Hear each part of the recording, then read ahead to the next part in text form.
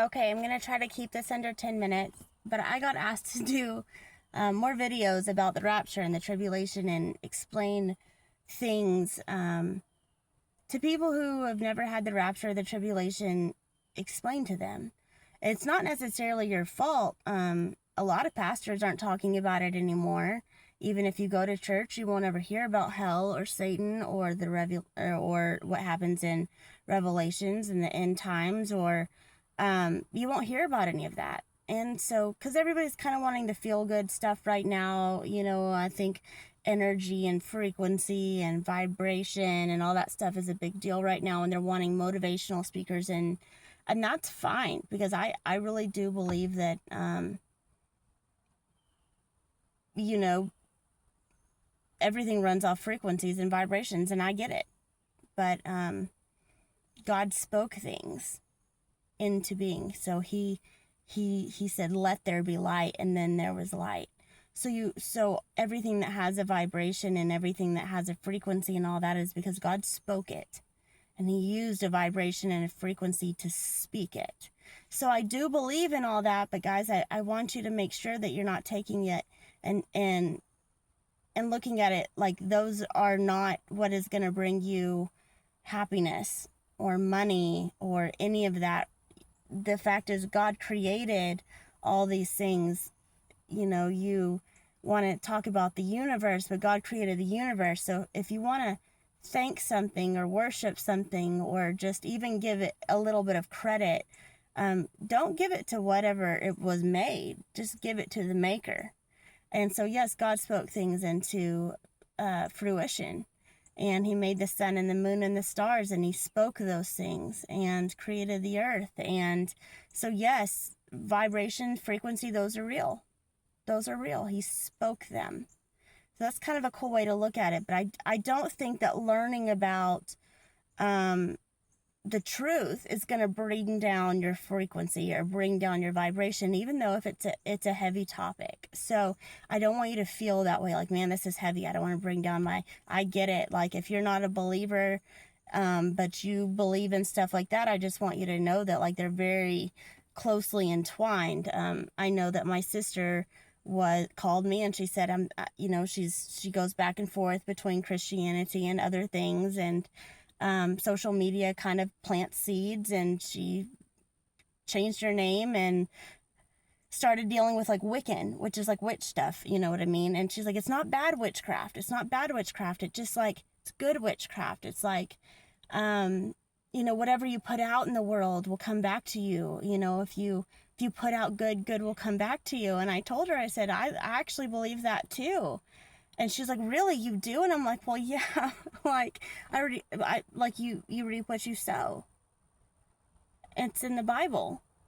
So all these like pagan beliefs or whatever, they're all based out of the Bible. And then they've taken those things and twisted them and taken God out of them, but like, it all goes back to him because he is the creator. So I want to make these videos so that I can address stuff like that, because you're actually not far off base. You're not so off base. You've just been maybe they've left this out, right? They've left out like, oh, that's where they got that from. That's where they got the vibration and the frequency from. That's where they got the universe from. That's where they got reap what you sow, or karma, right? Or put out good in the world and good will come back to you. And I get it. I do. I get it. But I want you to know that, like, sometimes vibes aren't gonna do it for you.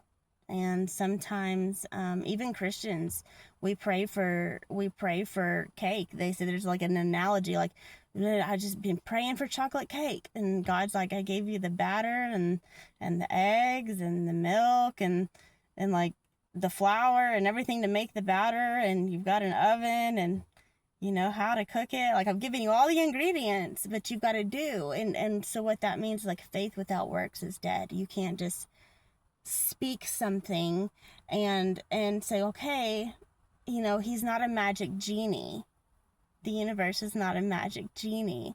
But I do believe that it says in the Bible that the power of life and death is in the tongue. And I don't believe that you should speak negatively on yourself. And when people say, oh, don't put that out in the universe, right? Well, where did they get that? Well, they got that because in the Bible it says the power of life and death is in the tongue. And so you don't speak bad things. You don't speak bad things into your life, or you avoid that negative self-talk talk if you can. But you be realistic about things. And so let's talk about, we've talked about where all these sayings and these beliefs come from. These are secular, but really like they're all drawn from the Bible. And we've talked about,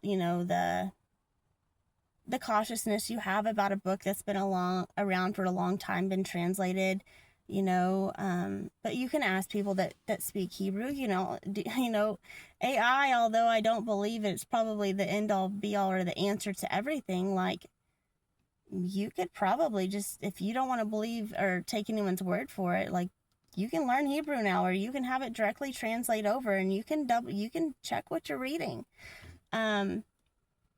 So the rapture is when we're all supposed to go. And it's not that we're supposed to be able to take up into heaven because we're so good. I think that's what people believe. Christians think, oh, they're so much better than us. But actually, I think probably we're the worst. We're probably the worst. In the Bible, actually, the disciples are like the worst of people. They weren't crystal clean. I mean, we're talking about prostitutes, like, tax guys. Nobody likes those guys. Just some bad dudes, some brawlers, murderers, you name it.